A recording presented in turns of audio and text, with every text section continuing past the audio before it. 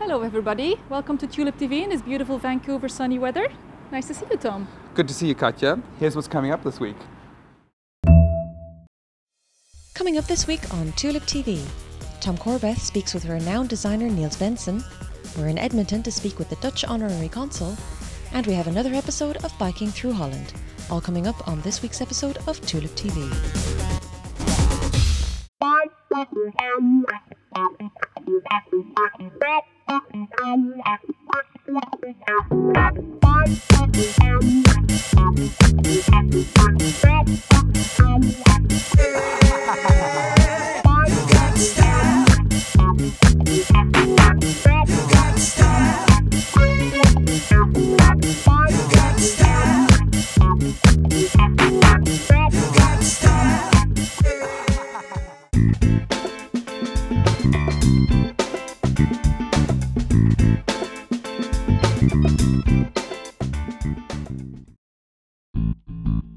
This program is sponsored by Dutch, the full-color English language magazine about the Netherlands and its people, at home and abroad.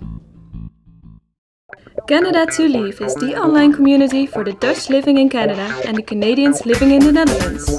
Canada to Leave, wherever you live.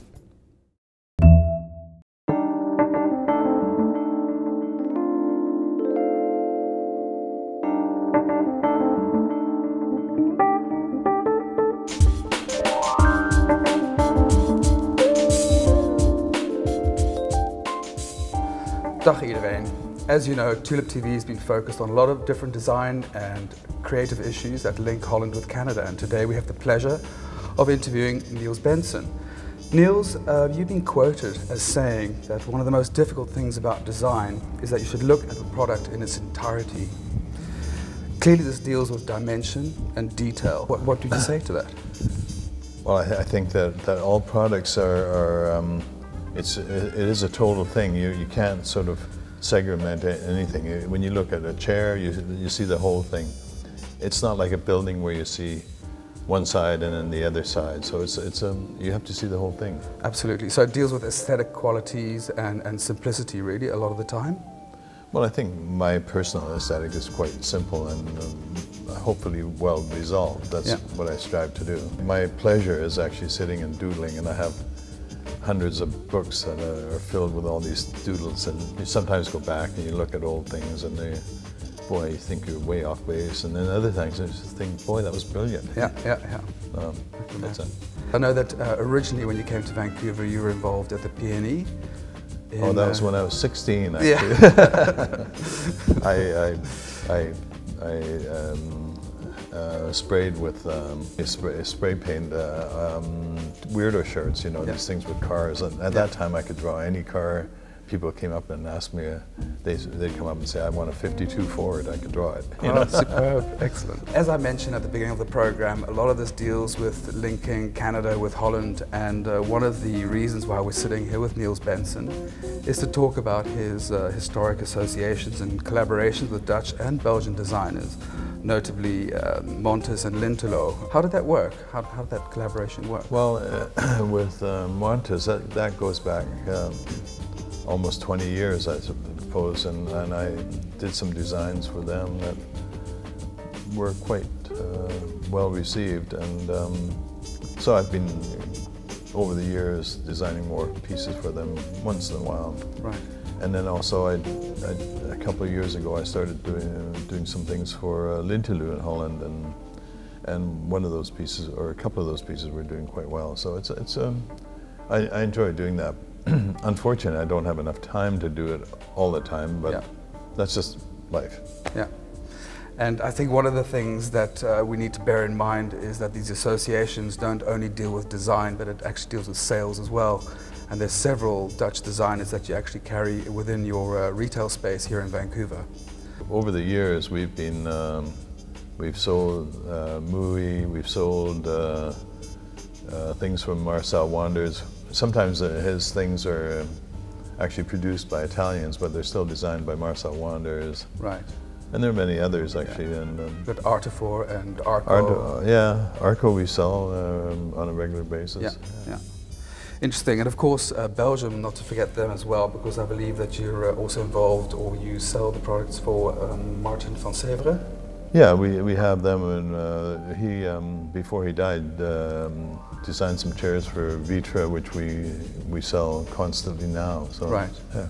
Dutch Design Week is held in Eindhoven. It's one of the leading European design get-togethers. I know that you focus most of your time on Italy and some of your time in Germany as well. One year I did actually go to Utrecht when it was on. Oh yes. So what is it like as a designer to actually be at one of these? Because you know, for the man in the street and the consumer, we don't really understand or realize the amount of work that goes into actually being at these exhibitions and representing your own design. It must be. Well, it's quite exhausting actually, Yeah. because you are on your feet for a week and your mouth never stops. And I don't do it so much myself now. But Nancy and I go to Milan and Cologne, and we go to all the shows, and we represent a lot of people in Europe. And it's really a 10-day affair for us, and it's really from morning to night, every day for 10 days. Well, I know that during the time that you are there, being a personal fan of your design, I do follow your blog, so I know that the amount, exactly, there's a lot going on there. And the other thing I have to note, I've been doing it for 50 years. Yeah, oh, right, okay, that does make a difference. One thing to bring it back to Canadian territory is that Dutch Design Week is actually happening the same time as IDS West.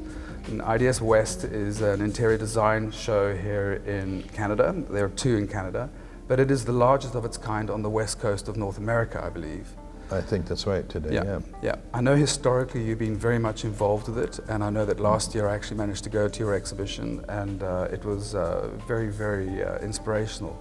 Any comments about what well, we've seen it grow every year, and I think we've been pushing the envelope, really. I think that in a lot of cases doing more than we really should do, but we felt it's an important thing for British Columbia or Western Canada to have this, and I think that we've helped bring it about a little bit. Yeah, and I you know, having dealt with IDS West personally before in the past as well, I'm very aware that they're very open to growth ideas and new concepts, and the whole idea of fusing lifestyle cultures in such environments is very much welcomed. Last year I know that there was an experimentation done with bringing fashion into design just at the media evening, and it went down incredibly well. So you know, what we're going to be doing is through TulipTV is covering what is going on in IDS West, and hopefully over the next few months incorporate some lead-up pieces that just spark up the interest. I heard a comment recently that if you went into a Starbucks, there was a strong likelihood that you'd be sitting on something that was influenced or designed by you. Well, how true is that? we I guess it goes back 15 years ago, we started doing all the Starbucks. I designed the stools for Starbucks, and then we were producing them. And at the end when we started, we were stopping to do it. We were up to doing 1,800 pieces a month. Yep. And then they found that we weren't sort of commercial enough, or so they had to found another route to go. But it was at one stage we were doing that, and that was. Yeah, it makes a huge impact to the consumer that you are involved in a place where aesthetic design is such a huge focus. So it must have been quite an honor. Well, it was at that stage, you know, sort of thing. But we were, like I said, we were doing like 1,800 a month at the end. Yeah. And I don't think that it probably wasn't the right thing, but it was at the time. Right. You know, it's like things change, and now they have to be more down to earth as opposed to me. Good. Well, Niels, inspiring as always to chat with you. Always good to see you, and many thanks for taking the time to talk to us on TulipTV. We definitely look forward to seeing you at IDS West and possibly showcasing your other showroom in Vancouver as well.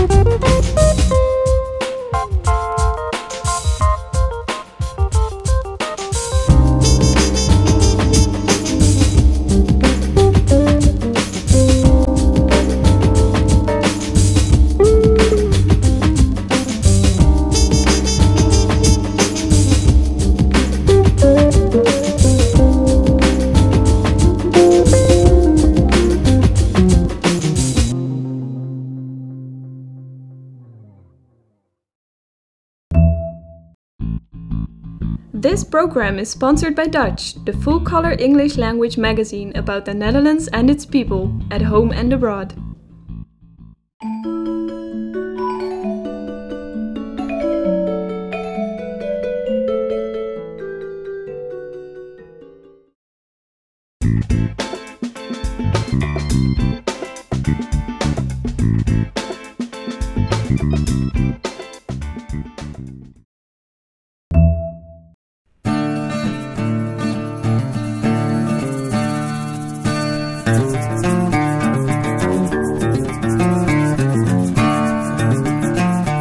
I've been the Honor Council for just over 2.5 years now. Well, we're very excited. We have a trade commissioner, Hank van Bonden, and Hank operates now in the whole province as a trade commissioner. He started in the Edmonton area first about 3.5 years ago, maybe even 4 years ago. And so he's very busy from the standpoint of water, environment, nurseries. We take a look at grains, exports and imports, obviously. We take a look at some of the companies we're dealing with, including Shell and Mammut. And we take a look at everything that he's doing and the opportunities that we have, especially, you know, I come back to environment, like water, the environment, and on the agricultural side. And we'd love to get some meat exports from Alberta back into the Netherlands. And what the important part of Edmonton is, in central northern Alberta, is the fact that we also have the government here, the province of Alberta. And it's very important to have the relationships, because you've got to do a lot of these transactions. You've got to negotiate with the governments at the provincial level. And it's been very successful for us here. Do you have Dutch delegations coming frequently to Well, I wouldn't say frequently, they come every week, but we do have Dutch delegations. We probably get somewhere between 3 and 5. You know, with the budget cutbacks, they've been reduced a little bit. And if we include the education and people going through Edmonton on the way to Banff to a conference, it could be 5 or 6 in a year. What we're trying to do is keep in contact with the people in the Netherlands so that they have an idea of what's happening here. And we're making presentations to the government from time to time. And it's worked out very well. Edmonton is a really important spot because a lot of the decisions are made through the government, the provincial government, and that's where the trade's taking place. And this is where the people are from that aspect to it. Calgary is important as well, there's no doubt about it. But from our perspective, we're slightly more important. Well, Hank, our trade commissioner, is the one that's talking to the corporations in this part of the country. My usefulness, if I could put it that way, is making sure we've got the doors open with the government and the associations at the different levels. One of the things you want to do when you're moving into a new territory is make sure you understand the neighborhood, so to speak, or the community. And the advantage you have with us is we can help introduce you into the community.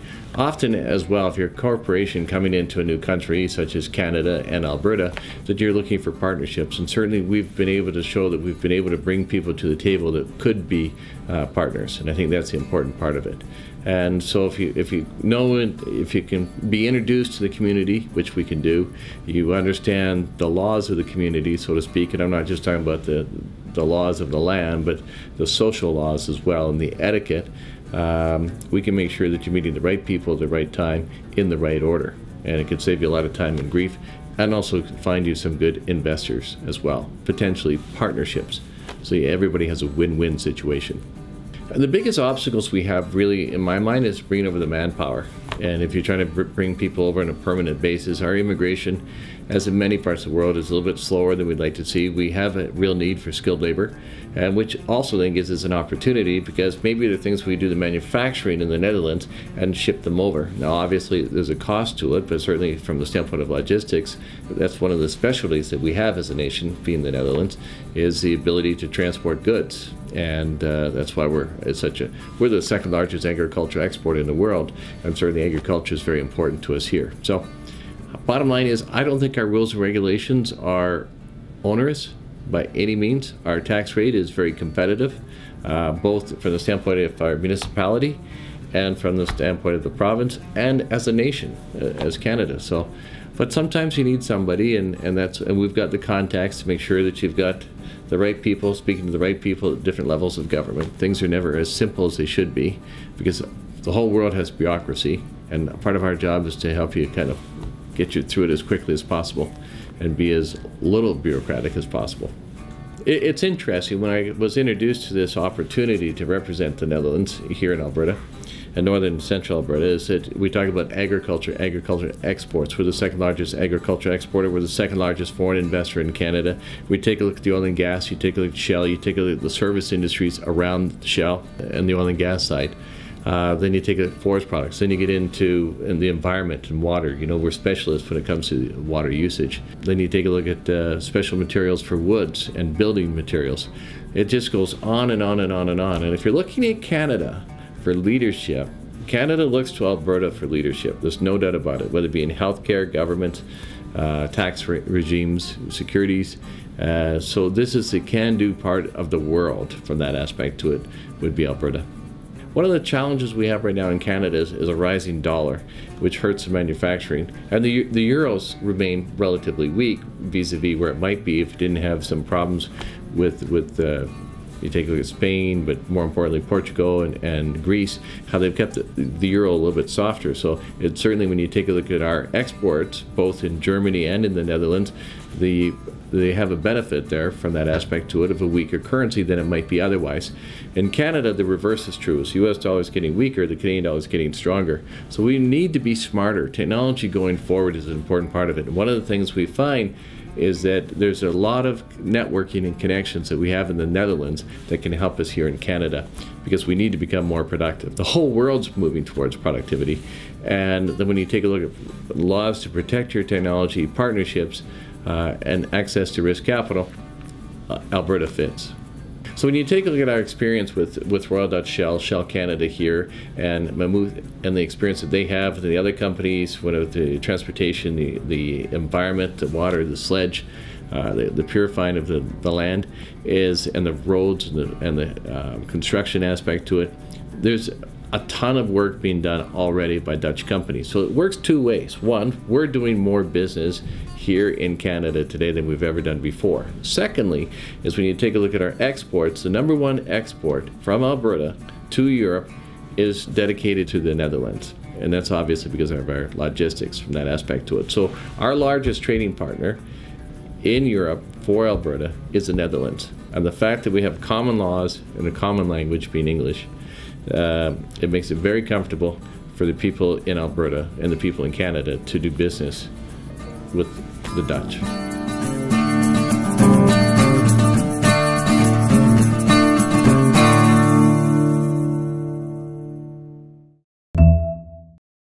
Canada to Leave is the online community for the Dutch living in Canada and the Canadians living in the Netherlands.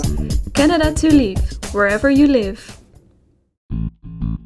This program is sponsored by Dutch, the full-color English language magazine about the Netherlands and its people, at home and abroad.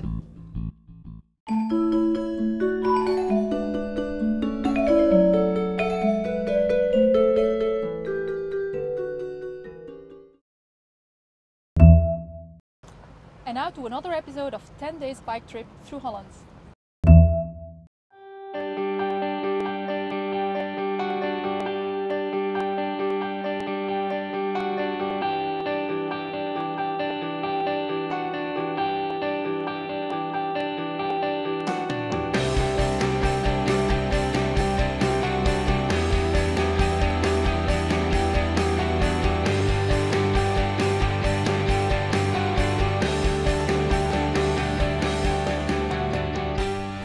Everybody, today we're in Schiedam, home of the 5 largest windmills in the world.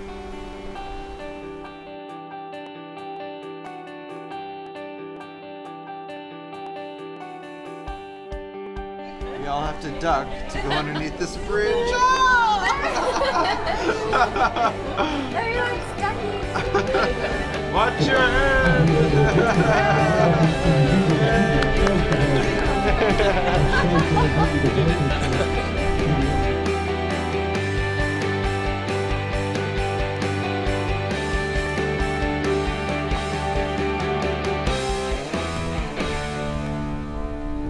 We're here at the Geneva Museum in Schiedam, Holland. One of the major distinctions of the skyline of Schiedam are the windmills, which we already showed you.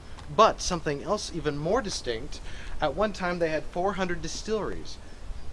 You can always tell the distilleries because there's one window on this side, a door, and 2 other windows on the other side.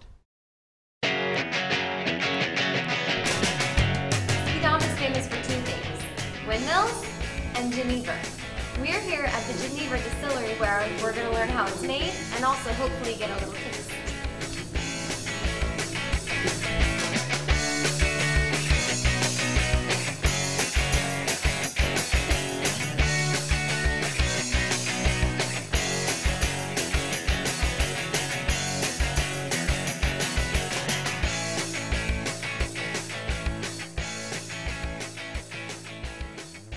There's a phrase where someone's being a little crazy or maybe they've had a little too much Geneva. And what is that? It has to do with the windmill. Yes. In Dutch we say, hij heeft een klap van de molen gehad. Hij heeft een klap... What? Hij heeft... Hij heeft... Een klap. Een klap. Van de molen. Van molde. Gehad. Hot. Yes. What does that mean exactly? It means exactly he's a lunatic. He's a lunatic. I also heard that it means that he's been hit by the blades of a windmill. That's literally. We keep hearing the phrase in Holland, typical Dutch. This is typical Dutch. This is typical Dutch. So I'm going to ask the locals today, what is typical Dutch to you? Typical Dutch means to me the curtains. Special curtains? Yes, if you look over there, you look at the curtains. If you go to another country, the curtains are always closed. And in Holland, you can look inside. Yeah, typical Dutch is something which you only will find in Holland, like so many bicycles. And the people on the bicycle, they take all the rides. You have to be very careful because if you hurt one of the bicycles, it's your fault, never their fault. Never their fault. That is typical Dutch. That's typical Dutch. Two examples of typical Dutch in one shot.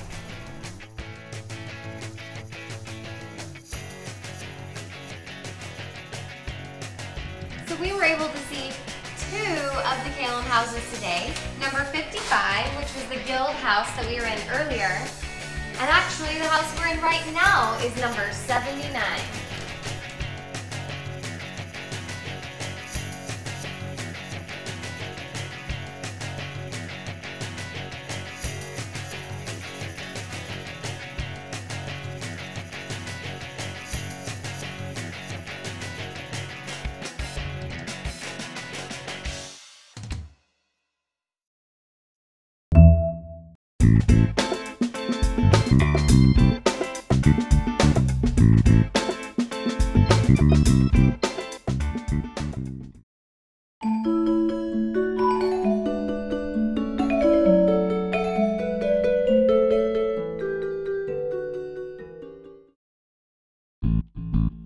This program is sponsored by Dutch, the full-color English language magazine about the Netherlands and its people, at home and abroad.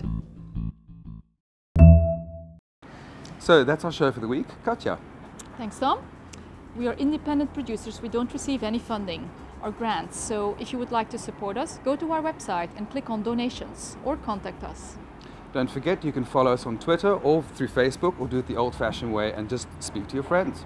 That's it, and have a good weekend. Dag allemaal. Tot volgende week.